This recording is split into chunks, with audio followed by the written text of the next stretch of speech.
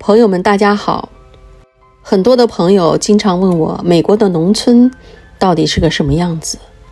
因为大家都想了解一下美国的农村跟中国的农村有什么不一样。说真的，美国的农村跟中国的农村想象中的真不一样。首先来说一下户口的问题吧。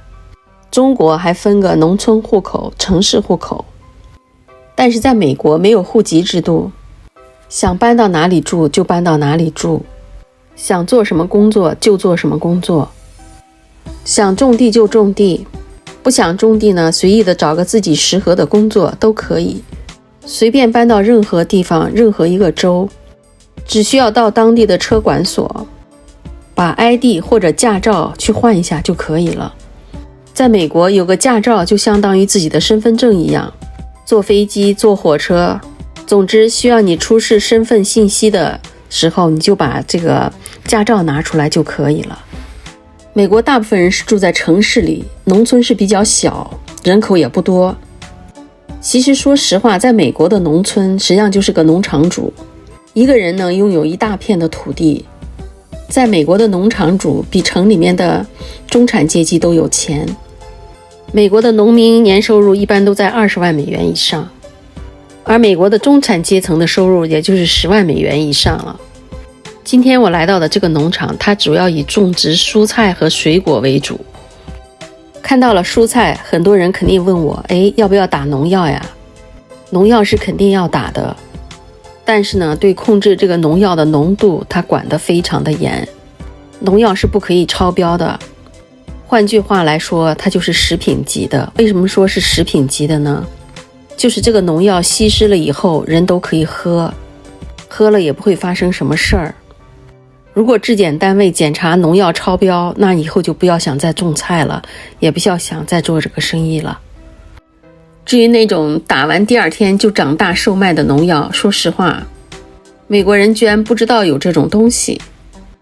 这一大片的农场都是由拉好的这些管道来灌溉的，蔬菜看着也非常的健康。这个农场呢，农场主是美国人。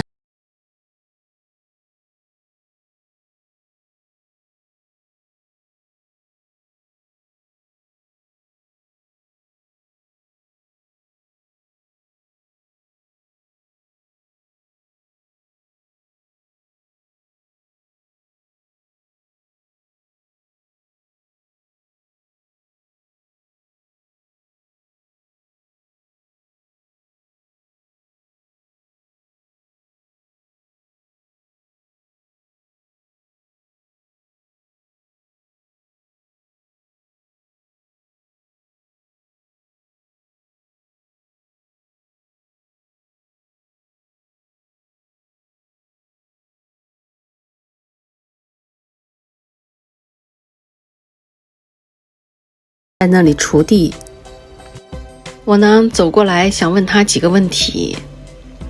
这块地呢种的是香菜，他在这里松土除草。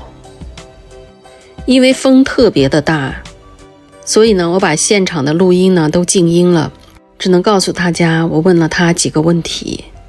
我问了他整个农场有几个人在这里工作，他告诉我固定在这里全职工作的总共有7个人。在美国全职工作的人他就会享受各种的福利。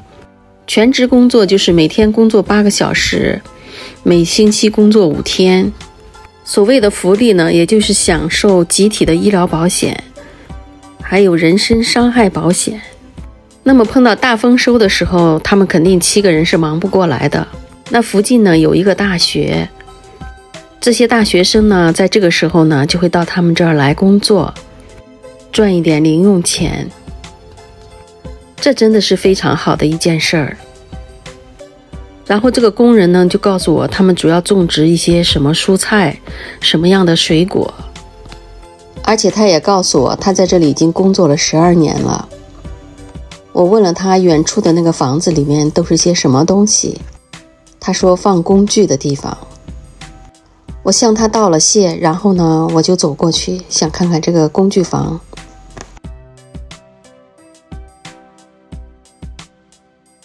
走进这间工具房，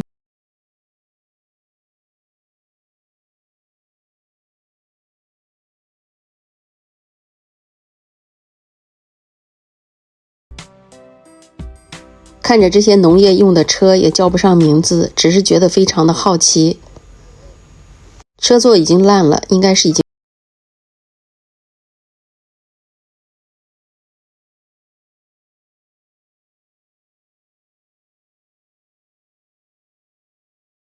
有人问美国的加州有什么特产呢？那么加州的橙子也是非常好吃的。加州的橙子又大又甜。据说呢，很久以前一位美国的商人从中国的广东移植了几棵橙树，橙子生长也比较适合于加州的气候与气温，所以呢，橙子的种植与栽培技术就在美国加州传播开来。住在加州的人，很多人家里都有种橙子树。